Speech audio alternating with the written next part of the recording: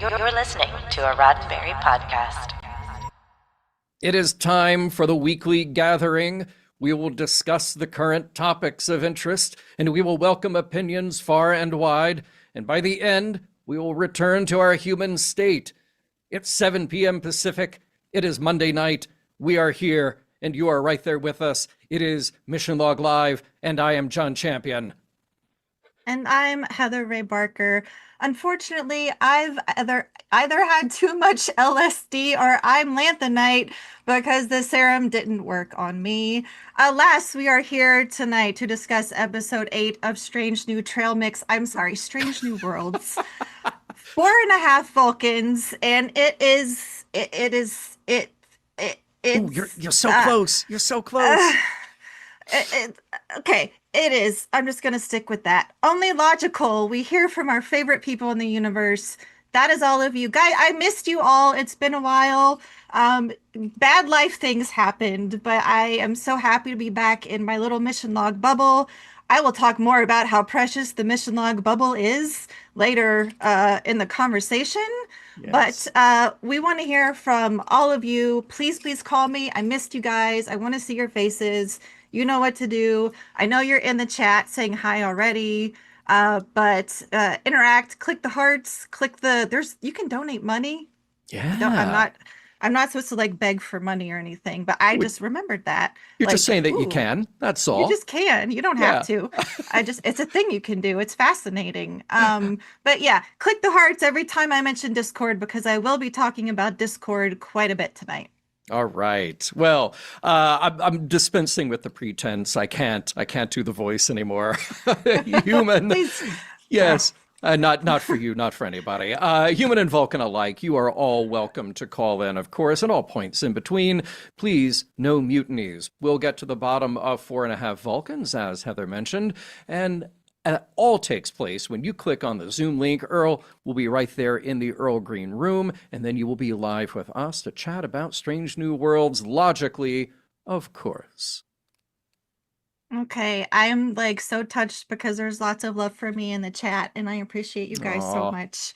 You deserve it. That is what our Mission Log family is about. You guys have been so sweet and kind, helping me through the tough time that I've been through. Thank you, Paul, for the compliment on my necklace. This one is a custom piece, but the LLAP hand is shop LLAP, which I have to mention because it's a Vulcan episode, and that shop is Danny Schwartz's shop that she started with her grandfather, Leonard Nimoy. So check it out because I love her, and it's a good necklace. Sorry. Okay. Nice. Okay. People Host in the prerogative, chat. Heather. I'm Okay. glad. I am so glad that you are getting the love from our audience. Well deserved. So feel free to share. Well, I gotta pass along the love to Danny because she's a wonderful, sweet person. Okay, so all the people in the chat, I love you guys so much. Sorry, I'm full of love and happiness, which I appreciate. Okay, Carrie says I'm giving Paul ideas. I see Spencer's in there. Dave Takechi's in there. We've got 2 Pauls. I haven't seen Paul T yet. Ooh, okay. I see Dr. Nani. I see Mark. Hi, Mark. Let's see. I see Shar. Thank you, Shar, for filling in for us. Thank you, Ashley, for filling in. And thank you, Mike, for filling in while we were gone. John was off traveling the world and doing submarine things. And I was. More of that to come. All that jazz. Also, you got Sentai Ranger Donnie. You got Alan. Let's see who else is there. Cheyenne. And I know that we've got a very full house lined up. Hollywood Squares in the Earl Green room. So we definitely want to get right to it. But thank you all for saying hello in the chat. Very glad to see you all here. I think there's a lot to talk about tonight. There's so much, but first we have to do the stuff. I'll do it really quick. We want to remind everybody what's happening on Roddenberry podcast. I'll just say this: catch up with Lineage, and then get ready for Repentance. These are heavy episodes, and there's a lot going on in the Discord. Very quickly, thank you, Chris Bauer and Mary, for the award of. Okay, hold on. Okay. I can't see it. World's Best Mission Log Live Patreon salesperson. Thank you. Thank you Again, so much. well I deserved. asked and I got it. But look, The conversations in our Discord are amazing, and here's why. There is room for every opinion. No one says someone's opinion is wrong. Mhm. And I might have more to say at the end of today's episode about that from what I've seen in the rest of the internet about opinions. So Okay. anyway, thank Fair. you there. Go catch up with there. What else? We have Fair. Yeah. genealogy. Just to second that, by the way, Yeah. I was blown away by the conversation in After Dark about lineage this past Thursday. Absolutely incredible. And Norman and I are very serious when we say that Mission Log is a conversation. We're just kicking off the conversation. Everybody else is here to fill in. Genealogy, yes, on hiatus. Genealogy has been doing this great thing where we kind of package shows together. So you hear a chunk of shows that Gene wrote for a series, and then you get to digest those, and then I'm going to come back with another sort of box set, as it were. So now is a great time to catch up on previous episodes, those previous box sets. The Trek Files returns for season 14. That'll be next Tuesday, September 9th, with a very special guest, the one, the only, George Takei. And we are reminiscing about the 60th anniversary of Where No Man Has Gone Before, because that filmed in July of 1965. So we get George's day one take about filming Star Trek. So look out for that coming next week. That's wild. George Takei. Mhm. All right, that's all I'm going to say about that. You guys know where to find this stuff, podcasts with an S, .roddenberry.com. I want to get to the good stuff, John. Let's do it. All right, 4.5 Vulcans. Here we go. Strange New World, Season 3, Episode 8. A planetary energy crisis calls for a Vulcan touch, literally. On a pre-warp world with dangerous atomic tech left behind by the Vulcans, 4 members of the Enterprise crew undergo a temporary transformation using Chapel's Krakovian serum. Pike, Uhura, La'an, and Chapel herself become full-on Vulcans. Pointy ears, green blood, lirpas, and all. The mission is a success, but the real twist comes after. The reverse serum doesn't work, and the transformation is permanent, at least for now. Everyone adjusts to their Vulcan traits a little bit differently. Chapel works overtime in sickbay, eschewing all social connections. Uhura mind melds her way into optimizing her date with Beto.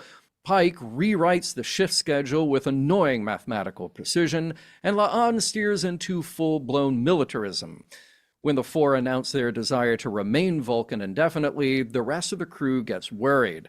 Una assembles a covert task force in Pelia's jury-rigged quarters to find a way to reach the human halves of their katras without triggering a full Vulcan shutdown. Meanwhile, tensions ripple throughout the ship. Patel's dinner with Vice Admiral Pasalk to get her job back clashes with Pike's bluntness and his leek sorbet. La'an steals a power systems pad from Scotty and begins planning a preemptive strike campaign that could drag in the Klingons, Tholians, Orions, and Gorn. When Kirk refuses to back her plan, she cold-cocks him, and Scotty's forced to outsmart her with a booby-trapped button. After an awkward reconnection with her Vulcan ex, Doug, Una sends Spock to make direct katra contact. He manages to reach Chapel, Uhura, and Pike, but La'an proves tougher. Inside her katra space, Spock finds that her augment heritage has merged dangerously with Vulcan discipline. A psychic battle and the undeniable power of sensual dance finally convinces La'an to let go and return to her human self.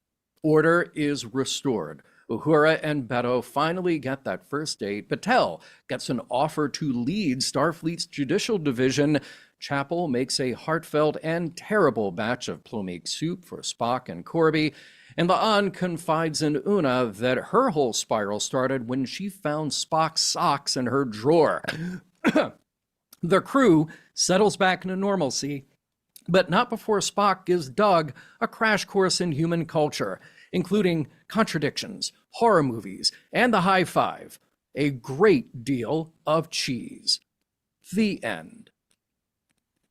And then Made it. And then and then flatulence. And then flatulent. It is flatulence. That's what comes next.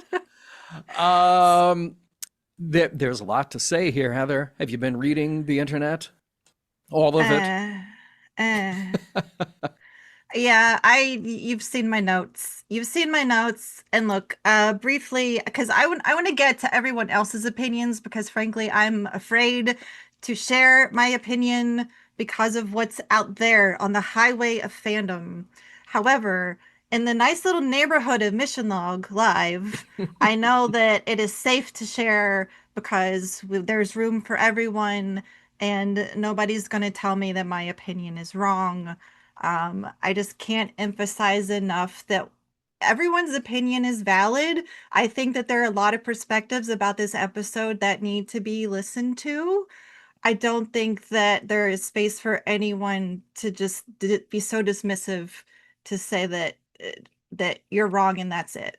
And I think Uh, Gene Roddenberry reminds us of that to accept that diversity of thought.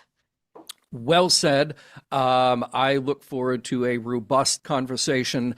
Definitely, all opinions, all perspectives are welcome here. We always like it to be constructive.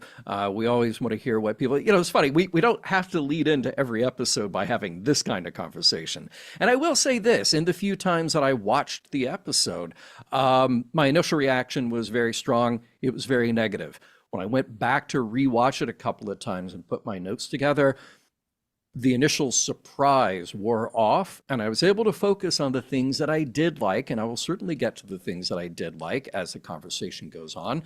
But let's jump right into it. Let us welcome the first of our many, many callers, John Armenio. John, welcome to the show. Hi, thanks for having me lead off the discussion. I appreciate it. All right, you're always welcome. And yeah, what is on your mind? A lot, I guess. Okay, good. There are things that I liked about the episode. I liked seeing Una a little bit off kilter. It's seeing somebody who can maybe get at her vulnerable spots. That was kind of fun, and it's somebody unexpected. That was cute.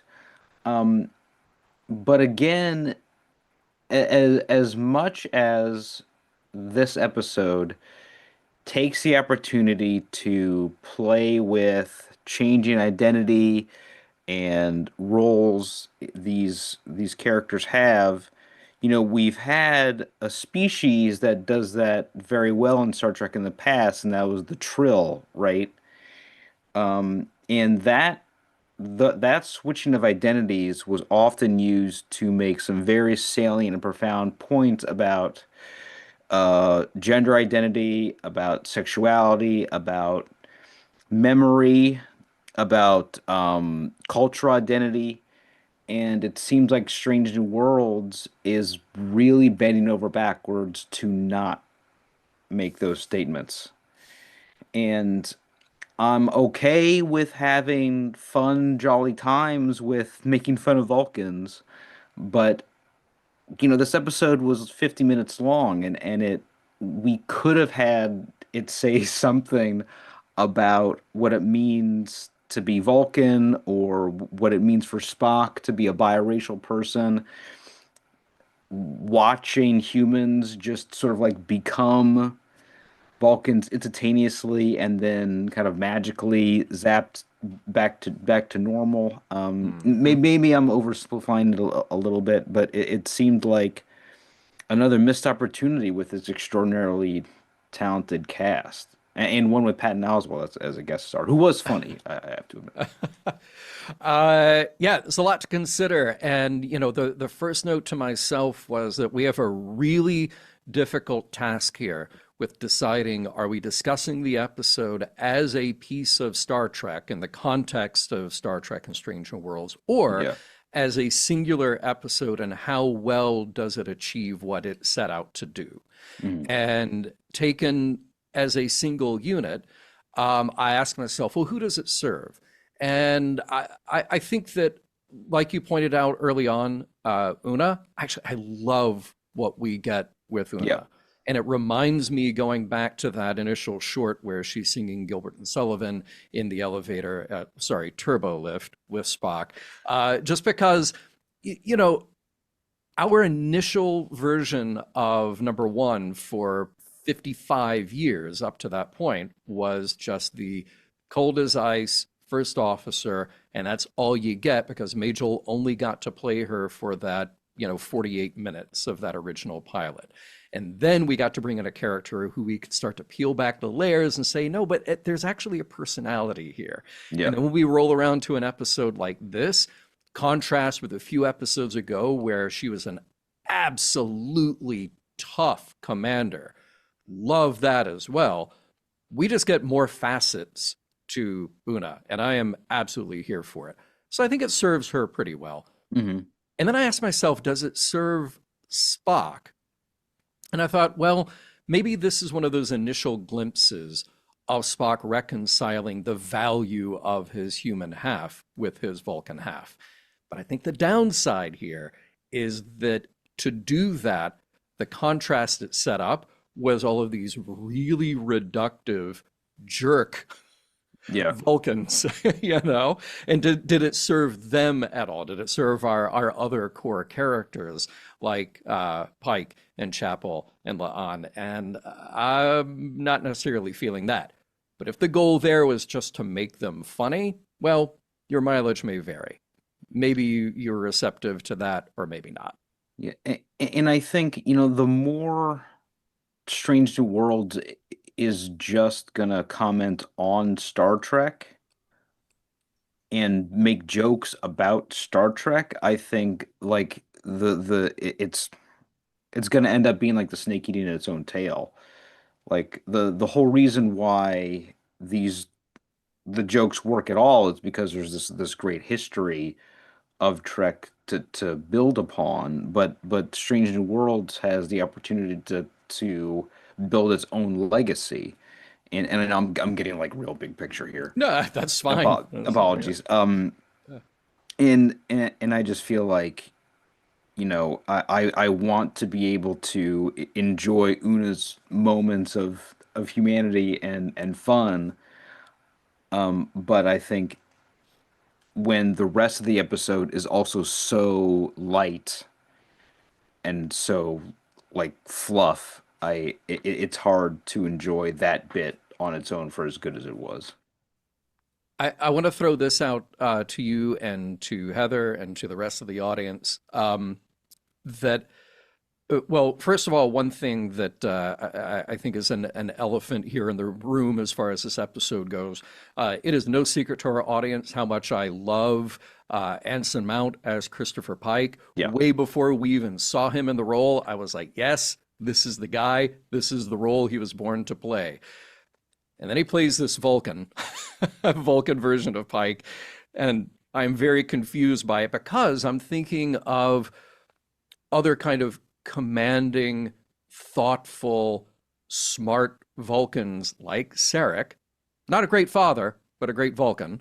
And I think, well, there's kind of our archetype other than Spock. And I'm trying to reconcile, like, why are we going the Beldar Conehead version with him? So that was one thing that I had trouble kind of piecing together. But you also mentioned Patton Oswalt. And I have here in my notes, okay, when you hire a Patton Oswalt, you are hiring the comic relief for the show. You know, think back to his absolutely epic monologue for Parks and Rec about his version of the next Star Wars movie, right? So that's why you hire Patton Oswalt. But what do? They turn the tables and they let him be, I would say, the most Vulcan out of anybody in this episode. And his desire was so real and so grounded to understand human culture. I wanted to spend more time with him. I thought it was charming. I thought it was just very real. And they let him be a character instead of a caricature. Yeah, absolutely. I agree. Yeah. Um, Yeah, it seemed like, I think we got a couple glimpses of what Pike can be in the What is Starfleet episode, where he's talking to camera about Starfleet's mission, and I think that it's almost like poking fun at him with his hair and things like that. And we can make fun of Star Trek, sure, but it there's only so much, only so many jokes we can make, per season, I guess. Yeah. And by the way, I don't know if anybody has added this into their reviews, notes, etc., but I have to get this out there because it's killing me. The planet that they're going to is Puramanti 3, and we have a reference to a sandwich with French fries on it. Primanti Brothers in Pittsburgh is the place that you get the sandwiches with the French fries on them. So if they went that far to make that joke in this episode, actually my hat is off to them. So I'm a good fan of job, whoever is I'm from a fan of a Pittsburgh. good sandwich joke. Well Yeah, done. yeah, whoever's from Pittsburgh on the staff. Good Yeah, job. nice. We got a lot of callers. Any other thoughts here, John or Heather, as a follow-up? I have thoughts, but I want to make sure everyone gets to talk, and then I'll add Got it. stuff as we go. Yeah. All right. I've said my piece, so thank you so much. Fabulous, John. Take care. We'll Thank see you you. soon. All right. We got, speaking of the undeniable power of sensual dance, here's Paul Harveth. Oh my God. I I didn't know those videos were available. That's pretty funny, John. Thank you. That was awesome.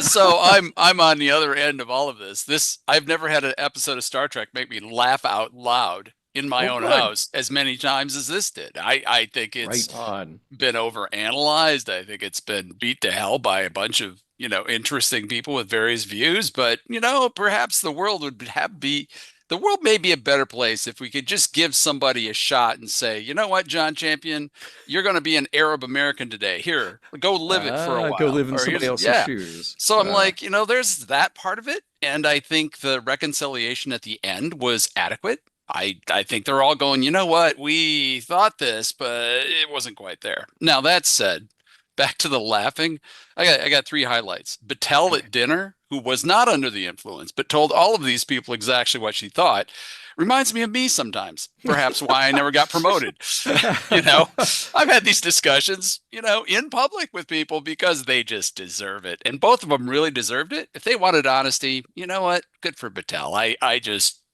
just love that. That's good self-awareness. I just think it was wonderful. Spock, Chapel, and Corby, the classic. We now know why Spock threw the soup in TOS. It's like, there we go. Get that out of here. Woo. Yep. And of course, Nice. there's the dance. Cetacean Ops has now become one of my favorite places. I want to see that more. Yes.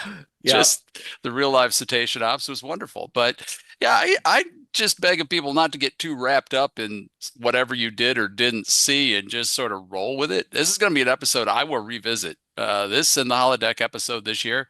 I will revisit these on times of need to laugh and to enjoy Star Trek. So beyond that, no, I get, I Una and the Patton Oswalt thing, as bizarre as that was, Spock's conversation with him after she had been excused is priceless. It just flat out hilarious. And I'll leave this with you. Imagine their read through of all these actors around the table with these one-liners after one-liners. And that had to be just a glorious day. They had to be laughing just their asses off. So agreed. Yeah. Agreed. All right. Excellent. Hugs to you all. All right. Thanks. Heather, Take great to care. see you. Thank Enjoy you. Cheyenne. This is going to be poignant, I'm sure. Yes. All right. I am very Excellent. excited. All Very right, see you excited guys. to hear from All right. Cheyenne. Take care, Paul. And with that, welcome to Cheyenne. Hi. How's it Hi. going? Welcome. Hi, John. Nice to see you again, Heather. Glad you're back. Yay. Thank you. Yeah. So, yeah, what is on your mind? Yeah. usually when I come on here, I am usually talking about how much I loved the episode. Not today. Okay. So a break get from the into it. pattern. Although there were parts of the episode that I liked that made me laugh. Obviously, I agree with everyone. Like Doug was perfect, and his interaction with Una made me laugh, and I think those parts were really good. Mhm. But the things that I didn't like were the abundance of racism in this episode, as far as like Vulcan racism, and also just like the thing that really caught me in this episode was after everybody's turned into Vulcans and they go to the transporter room, they immediately point out that Spock is only half Vulcan. Mhm. And why is that necessary? Like, just because it's logical doesn't mean it's necessary to point it out. Yeah. And that it struck me because I am somebody who is a mixed race person who grew up around mostly white people. And then when I moved to college and was around more black people, those people often pointed out that I wasn't really black because I was half. That doesn't mean I'm not black. It just means I happen to be mixed race. And so hearing Spock have to go through people telling him he's not Vulcan enough, and that means that he is lesser somehow because he's not fully Vulcan, was really like a point of contention for me. And then to have all of that happen, and then for everyone at the end to just leave with the message of Vulcans are monsters, which is not the message I think we need to be taking from this episode. And I'm sure like other people have this thought too around like not all Vulcans are jerks. Like we see plenty of Vulcans that are reasonable people that are good at their jobs, and they tend to be, some of them can be a little condescending, but the outright jerkishness, for lack of a better word, I guess, just seemed a bit over the top in this episode for me. There was something that you know, from the production perspective of this episode, there's a bit of hand waving about, well, okay, you take the magic shot in the neck, and then suddenly your DNA changes and you are Vulcan. It's not just that you cosmetically look Vulcan, but there's something fundamentally about you that changes that makes you Vulcan. But there's a very blurry understanding about what attributes are genetically Hmm. Vulcan, because and I even kind of question that on my notes. But it's the speech pattern, it's the jerkishness, it's logic. Well, I thought logic was something that Vulcans had to study Yeah. to learn so Mhm. that they weren't sort of totally dominated by their very strong emotional lives. So there's a lot there that's just sort of Yeah. brushed aside to this kind of two-dimensional version of what we think of when we think about Vulcans. But I do want to ask you this, because I agree with you that it feels maybe unnecessary for these characters to point out that Spock is half Vulcan, because if it's Vulcan Pike or Vulcan Chapel or Vulcan La'an or Vulcan Uhura, they still are aware of who they were as humans. They're still Hmm. aware of their relationships and presumably their values when it comes to other people on their team. I think maybe if we give them any slack, or give the writers any slack here, we've got this history, TAS Yesteryear, or any of the episodes of TOS where this is brought up, that Spock is not just not fully Vulcan. As far as we know, he is the first half human, half Vulcan, certainly the only one in Starfleet. And that is a huge defining thing about his life, is that he was bullied as a 7-year-old in Yesteryear, and then we, replay that in 2009 Star Trek. So is it is it that his crew should, even in their Vulcan guys, recognize who he is and not bring it up? Or is it just, well, we're past that, we don't need to revisit this? I think part of it is as his crew, they already knew this about him, and I don't think it's necessary for them to bring it up. And Hmm. I understand that like the background that we're getting on Spock is that he was bullied for Hmm. being half human. But I don't think we should be painting such a broad brush about entire races of beings in Star Trek. That was my other critique of the episode of like where they're clearly conflating what is a genetic trait and what is learned behavior through culture. And because that's that where I think it's Mhm. really murky. Yeah. because you get La'an, who is kind of being assumed as being Romulan, Hmm. and so is being devious and aggressive and all of these things. Is that a genetic thing that we have, that we expect all Romulans to have, or is this a cultural thing that they are taught?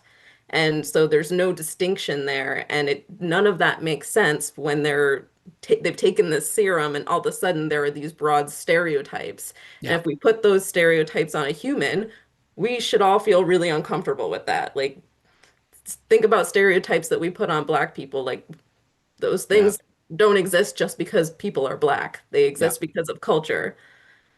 Yeah. Yeah. I this some of what I was referring to in the beginning with the like perspectives like Cheyenne's are out there and I think really need to be listened to. Hmm. Because for me it's not my lived experience. For someone like Cheyenne it is. And I I just think we need to listen and pay attention. I think that this episode got into murky waters by being so comical to an extreme. I think that's what it really wanted to be. And when you start by naming something four and a half Vulcans and equating an individual to half a person, like I understand they're playing Yeah. for comedy, but you're also making a statement about an individual.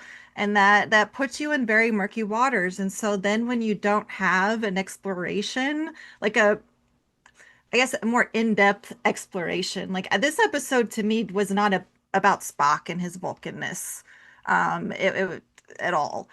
Yeah, at the end of the day, we get the other characters saying, "We understand you better." Is it truly conveyed how? Yeah. But the I get the comedy, and I don't think it's fair to be completely dismissive of anyone who enjoyed the episode for the comedy because that's what it was meant to be. I just think that the two and two didn't go together very well to make an episode that everybody would have enjoyed. And I am really curious about what did go on in the writer's room. This episode was written in part by Dana Horgan, who wrote Ad Astra Prospera. And that episode was written with Anitra Johnson, who is a Black woman, and you had a very powerful Black woman character, played by Yetide Badecki as the attorney. And then in this one, I don't know much about Henry Alonso Myers. He's one of the showrunners, but I feel like there's an influence from showrunners to want to make this season like gimmicky. Sorry. And again, strange new trail mix. And I'm not saying it's bad. We've talked about in Discord, ding ding ding. We've talked about in Discord that they are, playing with different things. And I don't think that it's bad. I just think that this episode in particular was so exaggerated that it became a bit dismissive of the ways that it made some fans uncomfortable. And I think that it's so important to listen to the pers- perspectives of the fans like Cheyenne, who it did make uncomfortable. And the conversation around it, I have really valued that again in our Discord, we've been so respectful and continue to be, and no one has been dismissive. But what I see of the greater fandom is that if you don't see one perspective, you're completely wrong. If you enjoyed the episode for the comedy, you're wrong. Um, I don't think it's fair to not listen to our Black and mixed race fans because it is valid that this episode did hurt them. Hmm. It's our differences that should bring us together, not that should separate us. And then now I'll get off my soapbox and thank you. No, No, thank you, Heather. the soapbox is very much a part Yeah. of the show, and we love for anybody to have it. This is one of those things though that as I was taking my notes, I kept thinking, man, if we could only have had Doug. And if we could only have had the Doug and Una show, if we could only have had all these And other Patel. elements that I really liked, Patel, yeah, with that kind of strength coming from the frustration, I love it. Even just the physical comedy, the moment of Spock throwing the drink in Una's lap was great. It was like all of that was played so perfectly. I didn't need the other stuff that felt like it was going for. let's see, where did I read this? I can't remember, but the things that are funny because they are true. And that's why I think Patton Oswalt's character here was played in a very true way, as opposed to things that are funny because they are dumb. And that's what I got out of a lot of the other part of this show. So there we have it.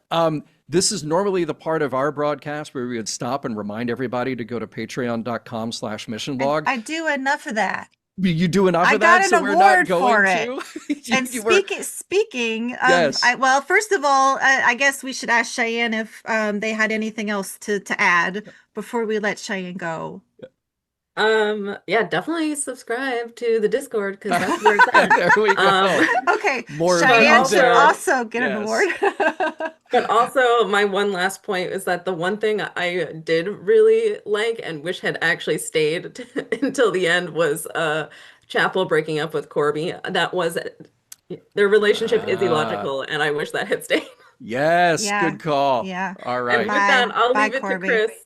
Cheyenne, take care. Thank Till next you. time. All Yeah, right. Bye. I was gonna say, speaking of my award, the Yeah. man himself who gave me the award It's Chris is Bauer. here. Yes. All right. Welcome, Chris. All right, What's on your hello. mind? Good to see you both. Hi there. Yes, wonderful to have both of you back. Yes, happy to make awards, by which I mean go online and get drop shipped awards for anyone who asks. But so I think this episode, whether or not you like the bit, like whether or not the bit works for you, Mhm. I think the episode did a really good job, which they don't always do, of doing the bit in service of something. Everyone who gets vulcanized, we learn something about them, or in the case of Pike, we help Battelle have her moment. Like we learn about Uhura's sort of inability to open up in relationships. We learn about sort of La'an's inner turmoil. Like, and some of the gimmick episodes have not done that. They've just been gimmicks for the sake of gimmicks. And so the fact that we had a bit that went somewhere, I really liked. Just like the execution of that structurally. Good. Good. I wish we had gotten to those points in a less maybe slapsticky kind of way. I feel like maybe this is one of those episodes where you get your actors who are already talented and you give them these scripts and you'd say, like, just go have fun with it. But then you need a director slash director producer relationship that says, okay, but wait, even if the actors just kind of go crazy with it and deliver these kind of performances, does that really get across the point that we're trying to make with this story? And maybe for me, that was part of the breakdown there was the. Oh, I totally get that. And something that I had brought up on the Discord was the La'an gets a katra scene, the rest of them don't. I feel like if the others had gotten a similar scene, it doesn't have to be a 10-minute dance sequence, but even just but something. we could. But it could. We could. We could. But even if they got something, because they're like, oh, we reached their like inner whatever, and they decided, not to be Vulcan because they're really human. But they just kind of like tell, not show, Yeah. And I think if we had gotten more katra scenes, I think that would have really upped the episode from what is a good episode to what could be a really great episode. I wonder if those were Yeah. written. I don't know. Cherie. Yeah. So first of all, okay, Spencer in the chat said that Chris needs an award for best awarder, which I thought was There we go. so funny. Yes. But Cherie, where did it go? Cherie said, what do you feel like we learned about Pike and Chapel? And I mean, at least Chapel felt like she learned something, that she was a jerk. I don't know, and apologized, and we got the Plomeek soup scene. But as for Pike, the one thing about Pike, and I don't know what is true and what is not, but I was just in Orlando at the little creation convention that they had, and Anson, again, I don't know the timing of everything. I know he just had a second daughter, and it sounded like there might have been complications with that pregnancy. And I wonder about what happens behind the scenes. And given that there just wasn't a lot of substance to Pike's role in this episode, I do wonder if there was something else going on that it just wasn't developed and wasn't played beyond this silly caricature. And maybe we'll find out when not Mark Altman, whoever writes These Are the Voyages books for Strange Right. New Worlds, Mark, and Mark is it Cushman Mark Cushman? Yeah, Mark Cushman. yeah. Maybe we'll find out in the future. I would really love to know. But I, again, kind of come back to what we don't know about what's going on with the actors when stuff is happening. Yeah. Or when stuff is being filmed, when stuff is happening. It's late here. Sorry. That can certainly be a part of it. Chris, thank you very much for your insights. And it's too early to give out the best caller award, but we'll let you know. All right. All right. Sounds good. All right. Take care. Till next time. All right. Dr. Nani calling in to drop some insights on the episode. Nani, how's it going? Hi, welcome back, both of you. You were Hey, both thank missed you. very much. Missed Thank you. Although you. we Pleasure to really be did here. love Mike, Shar, and Ashley. They also Yeah. did really well. They're all They going to be did. back too, I of listened. course. Yes. Yep. Mm-hmm. I wanted to say that Cheyenne did like half the social psych chapter, so it's a really good thing I hadn't chosen one of those terms because, I mean, it was everything that they said was totally, totally spot on for sure. Great. But I'm going to go a slightly different direction. I'm going to go into personality, which, and we're going to talk about Freud, who Okay. I do need to preface all this by saying that most modern psychologists don't really like Freud because his stuff isn't scientific and we can't, back it up and we can't, he's really good at hindsight, but really terrible at prediction and science has to be able to predict. Yeah. That being said, he still is important in psychology because one of the things he did was create the first theory of personality with the id, the ego, and the superego. And so everyone is born with their id, which operates off the pleasure principle. That's why babies all cry and, they want things now.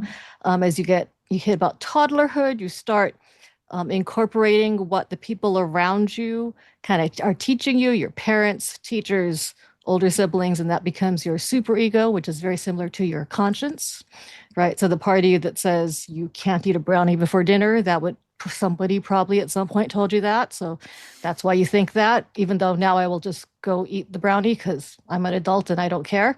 And then finally, as you learn to balance the two, you develop your own sense of self or your ego. And I think in this case, the superego actually for Vulcans would be the logic, right? Because that is the foundation of what they believe. That's the foundation of their dogma, right? Is everything must be logical. And so you see 3 of the 4 transformed going towards superego, whereas you end up seeing La'an go towards id, where it's I want to take over all that space and I want to, we need bigger weapons. We need more weapons. I mean, that was Right. very much an id perspective. And then when Spock connects them back to their katras, that would be helping them reconnect to their sense of self or their ego and bringing them back to who they actually are. I love it. All right. Freud still helps. Yeah, sometimes. Yeah. Well, and look, going back to the beginnings of Mission Log, we sometimes talked about Kirk, Spock, and McCoy as either id, ego, superego, or ethos, pathos, logos. So, the 3 arguments. So, yeah, sometimes that stuff comes back and haunts us today. So thanks so much. We're going to move on because we've got a bunch more callers still in the queue and we can't stay too late. Heather's got to go to bed at some point. I don't have to get up early tomorrow. So okay. All right. Okay. Okay. We're okay. A final word then, Nani, before we say hi to Mark? No, I can get going so that you guys can move on, and I'm just happy both of you are back. All right. Thank you very much. Till next time. Have a good night. See you then. Bye. Bye. All right. Mark, what's Hi, up? John, and Hi hi, there. Hi, Heather. Mark. And John, nice to see you again. Yeah, likewise. Yeah. It's been hours. Yeah. Yes, indeed it has. It's a little in-joke. We won't go into too much detail, but I wanted to come in and talk about some of the autistic coding that I saw for the Vulcans in this episode. All right. Go for it. Yeah. And so I saw Spock. Spock plays into some of the autistic feelings of the outsider in that autistic individuals have, of where they don't feel a part of their groups. And in this case, he neither feels he doesn't feel quite human or quite Vulcan. And this episode reinforces that, but it also shows the beginning of his path that we see him start to develop in the movies, of where he gets that balance, that has that balance between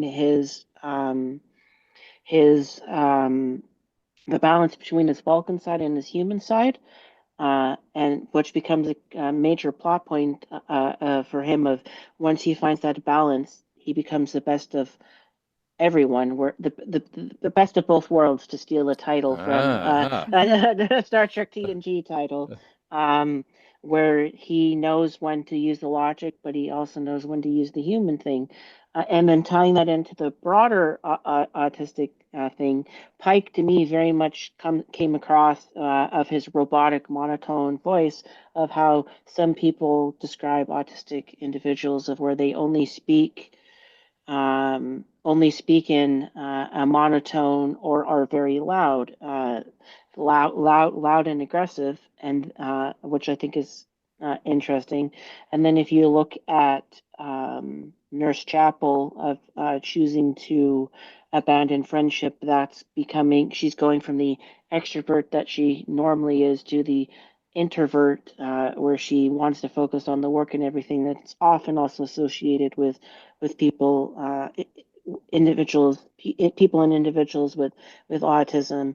And I think that is an interesting way they're doing it. They did it. And then I also think part of it is of part of it of and then for her, of where she wants where she wants things done in a certain way with her partner, so she uses a mind meld to make him become what she wants, is also sometimes where autistic individuals, want that control and other things. And then just to tie that back into the greater things, when they start talking about sensory issues as well that the Vulcans have, they mention the smell of humans being overpowering for them, and that Pike mentions not only the half humans, half Vulcan smell that Spock has as well, and then you're also seeing you see certain things of other sensor things, of where they sound and other things, they mention their senses are that much sharper. And a lot of the cases for people not with just autism but other disabilities gain these higher higher senses as well.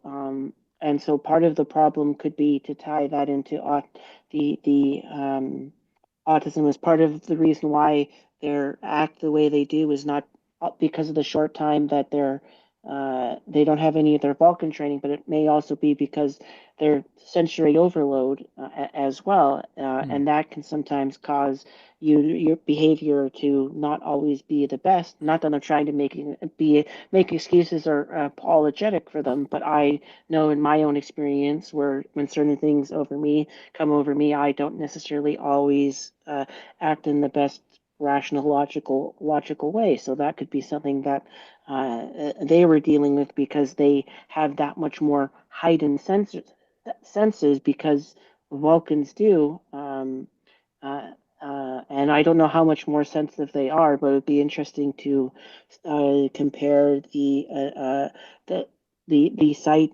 the smell, and other things of an autistic individual compared to what a Vulcan would have would have, and see how many similarities and differences there are. And that's kind of what I wanted to bring in. Okay. All right. Yeah. Can I yeah, ask, go ahead. sorry, John. So No, please.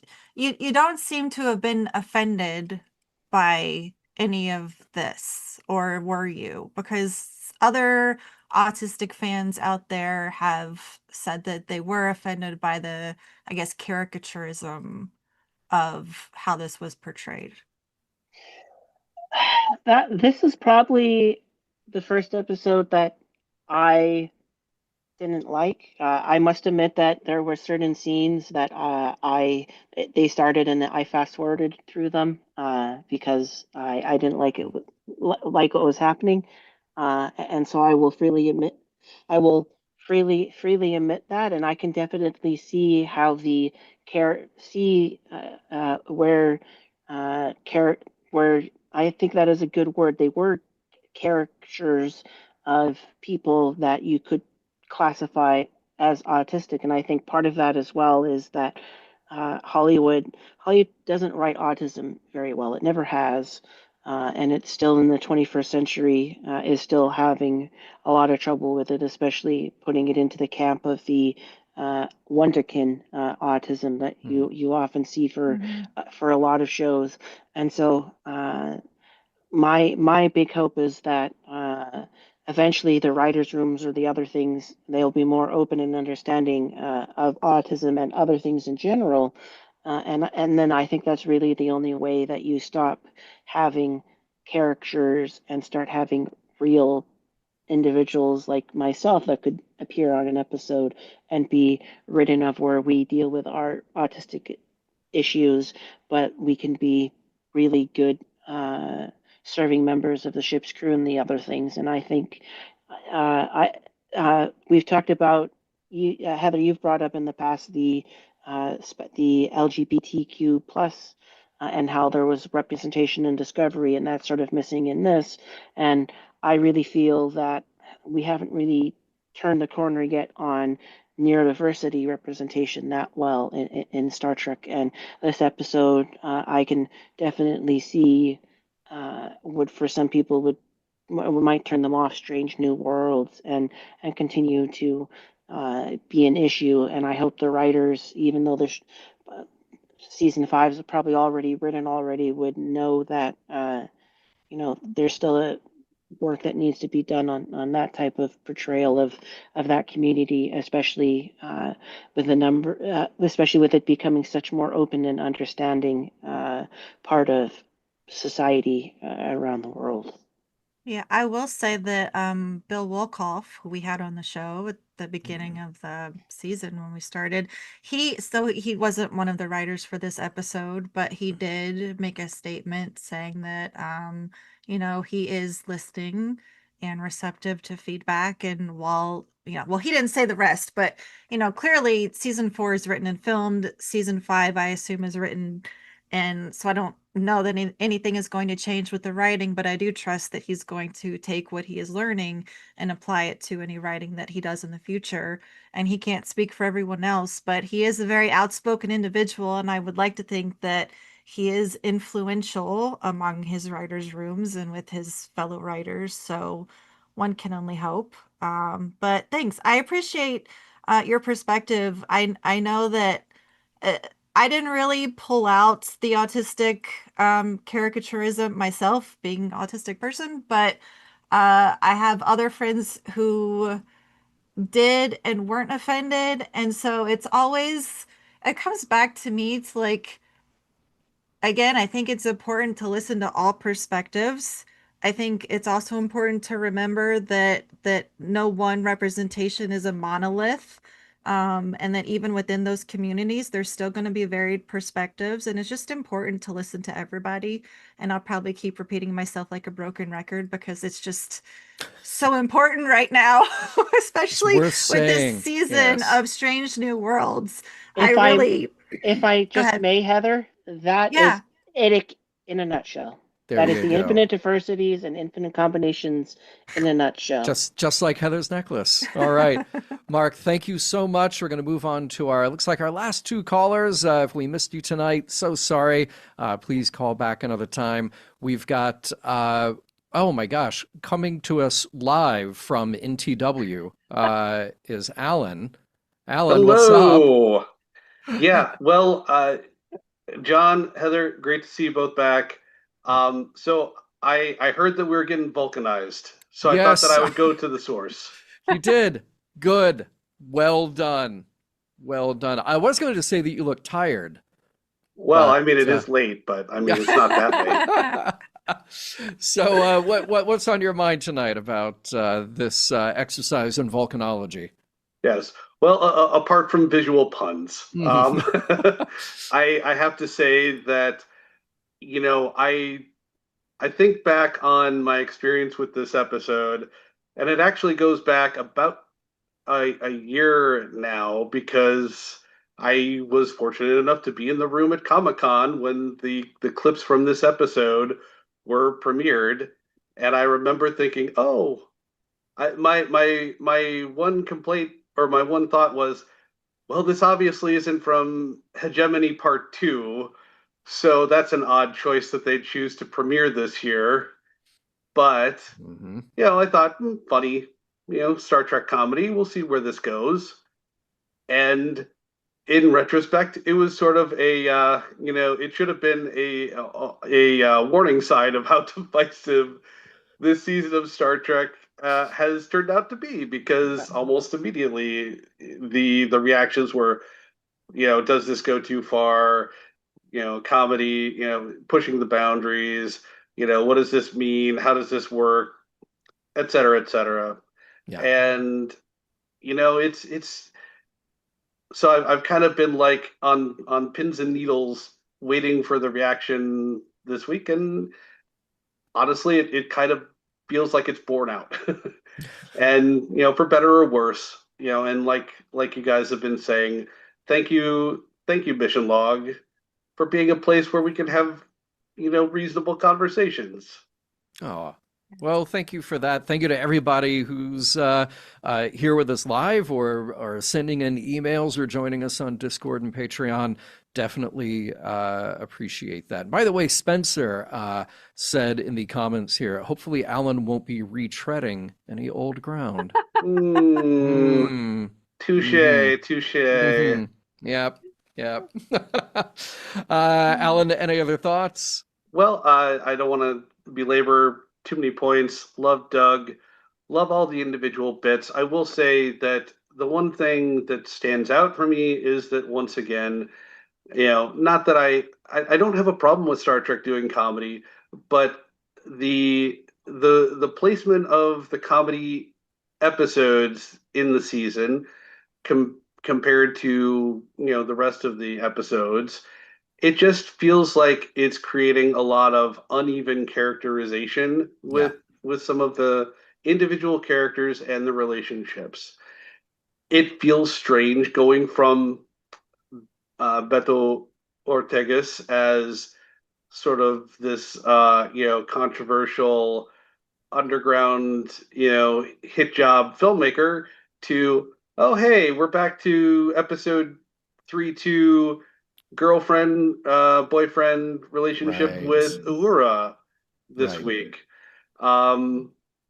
It's stuff like that it does sort of feel like, as much as I enjoyed this episode and enjoyed the bits, every time he was on time, I was early. I've laughed every time. That's my favorite joke. But yes, there is an element of, it's somewhat making it hard to track the through line of the season, if there is supposed to be one. And I hope that gets adjusted in future seasons. If they are listening, that would be my note. Agreed. All right. Well said, Alan. Thank you very much for the call, as always. Assimilator. Assimilator.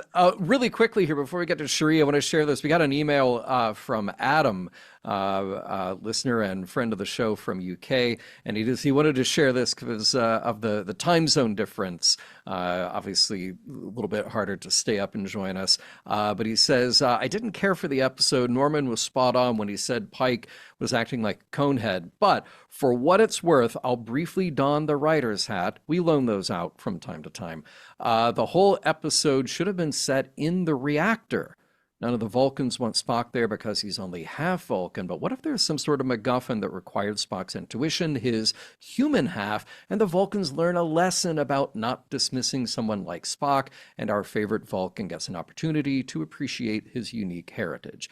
Anyway, one day I'll join live. Keep up phenomenal work and hope to see you all soon. Adam, schisms, Sloman. So, Adam, thank you for your email. And wrapping it up tonight, let's go over and say hi to Cherie. How's it going, Cherie? Hi. Hi there. I think a lot of my opinions are going to be a lot like Cheyenne's. Great. I did want to go off kind of what Adam said. I think one of the things that bothered me probably most about this episode, also as a mixed race person who relates a lot to Spock, that they could have, it was an opportunity to make this episode go in the direction of like, oh, help Spock learn, what's good about him being both human and Vulcan. Never got there. That was not the message of this episode. It was just like, haha, you're half. Yeah. Yeah. Yep. And the thing is, I still ask myself, well, who needs to learn that? Because the four who are turned into Vulcans, they haven't fundamentally having their personalities or their histories or their memories rewritten, So they know that this guy is still there, unless you're just building something into the Vulcan DNA that says, nope, they're all racist. Yeah, which is really that seems like an odd choice for Star Trek to make. Yeah. And before I continue with my other critiques, though, I did want to add in that I do truly like and respect a lot of the writers on Strange New Worlds, and I don't think they're bad writers. I don't really believe that like this was done maliciously, or they're like, let's do this on purpose. It was clearly meant for fun Vulcan hijinks. I can see I understand that. And there's a thing that my experience is more in theater than it is in film and television, but there's a thing that happens, I think back to shows that I was in where, okay, an actor comes in and let's just say, okay, they do a funny voice. I'm not specifically, pegging this on Anson, but in an example I can think of in my head, an actor comes in, does a funny voice, and it gets laughs. And the director, maybe not feeling confident to change direction here, just says, well, it got laughs. People on set laughed about it, so let's just keep it in because clearly that works. And the more compromises like that you make and you lose sight of what is the overall story, what's the overall picture that we're painting here, I think that's how you end up with something like this, where it could be as early as writers in a writer's room saying, wouldn't it be funny if we just had this moment where this thing happened? It wouldn't be funny if we had this bit where Pike's hair changed when he gets the shot, and then you go to wardrobe and makeup and hairstyling and go, hey, we came up with this thing, it's funny, so we'll go with it. And by the time you make 1,000 little decisions like that about, well, somebody laughed, so we'll keep it in, then you kind of end up with a show that maybe doesn't have as tight a perspective, as tight a direction as we would hope for. So I can understand. Yeah, it's not a person's fault, and it's not a writer being a quote unquote bad writer. They didn't get to the positions that they are by being bad at their jobs. It's just in the thousands and thousands of decisions that get made, sometimes you end up with a story that loses perspective, Yeah. And as a writer far less successful than any of the writers on Strange New Worlds, myself, I completely understand. I've definitely written things before where I was like, and someone pointed something out to me and I'm like, oh yeah, I did not intend that at all. Oh, no. So I can definitely see how it happens. And I don't think it was, I don't really see any malicious intent, but I do think it's important to point these things out so that people can be like, oh no, goodness, I didn't mean to do that at all. In the future, I will not Well, do that. Earl in the chat says, and maybe that's how you get a Star Trek 5 after Star Trek 4 goes down so well. You know, if the edict is keep making it funny, well, Star Trek 4, I would say, earned that humor by making it true as opposed to funny because it's dumb. Oh, I will say somebody- I actually like Star Trek. Hey, look, we've done 2 mission logs about Star Trek 5, and there's a lot of good stuff to say. But I will say that I think the humor in that, for my tastes, does not land. So Can I add something on the heels of talking about the writers not doing any of this intentionally, maliciously? yeah, Can we also add that I don't think any fans who are enjoying this episode are doing it maliciously either. Yeah. yes. And I don't think It was clearly made to be enjoyed. Yeah.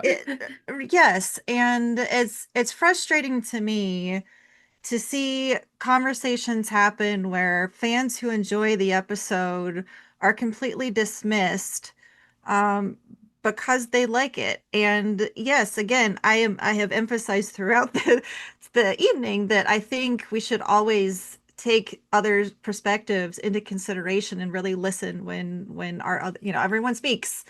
But I don't think it's fair to say, listen to me, and I'm not going to listen to you, or I'm going to dismiss your opinion.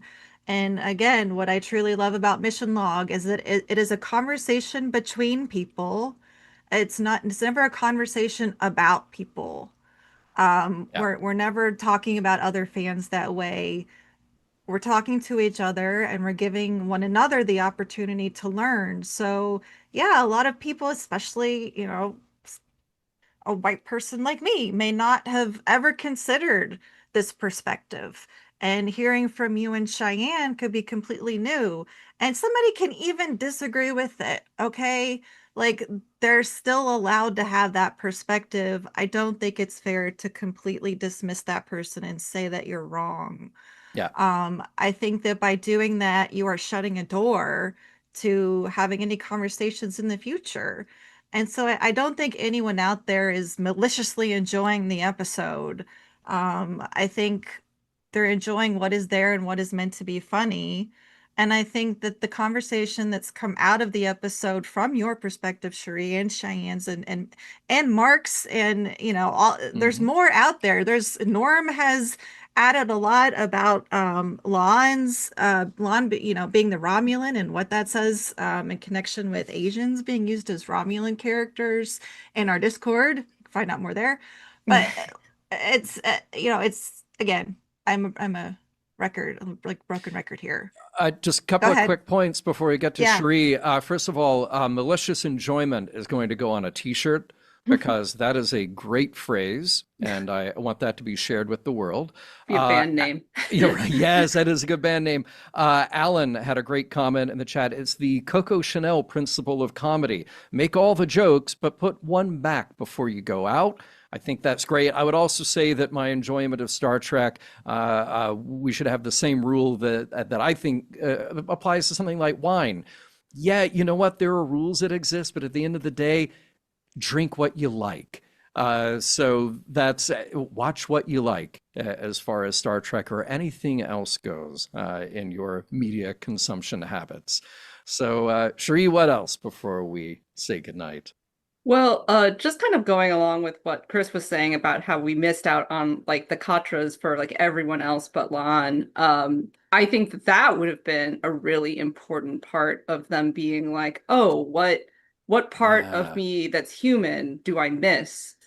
Instead of like, oh, all Vulcans are just bad, and of course it's bad to be a Vulcan. And I'm like, I felt like that was kind of the message of this episode, which is like, that's not great. Yeah. It should have been like, they could have had like better arguments of like, okay, this aspect makes me better, but also I miss this aspect. And I think it would have been great if they'd had a character that actually maybe banded with the other rest of the crew to be like, actually, we should turn back and we need to trick the rest of them because even though I'm a Vulcan, I'm having trouble doing my job because of XYZ, and just like there's there could be other things, and like they could have other opinions. And I will give the writers also that monocultures in Star Trek are not a new problem.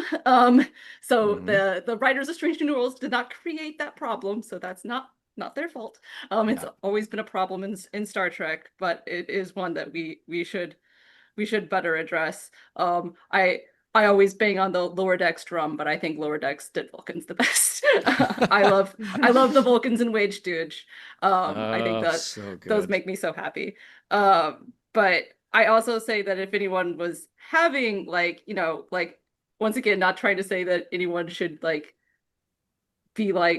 feel bad for having enjoyed it, but if they're having a hard time understanding why me and people like me and Cheyenne are like, just imagine if the serum turned them all black or Asian and suddenly they were all worse for it, and really horrific stereotypes. That'd be kind of Yep. Well said. Yeah. Well, thank you so much for that, Cherie. Really appreciate it, and I hope we see you again soon. Yeah. All right. Thank you, Cherie. Take care. Heather, thank you again for doing the work and reminding people that they should join us at patreon.com/missionlog, and that will get them into the Discord. And thank you for championing, if I may use that word, our discussions around these episodes and many more. Any other comments from you before we wrap it up? I think people are probably tired of me telling everyone to respect one another and be kind. So I'll just leave it at that. And again, I'm just so grateful for our Mission Log family. And I hope that anyone listening who is not a part of it will consider joining us, because it is a really lovely place to be. All right. Well, with that, Mission Log Live is produced by Roddenberry Entertainment. Technical production on Mission Log and Mission Log Live by the invaluable Earl Green. Be sure to visit podcast.roddenberry.com for the latest from Roddenberry Podcasts. If you'd like to support Mission Log directly, please give us a look again at patreon.com/missionlog. Thank you to everyone who joined us live or later, and we look forward to seeing you all next week.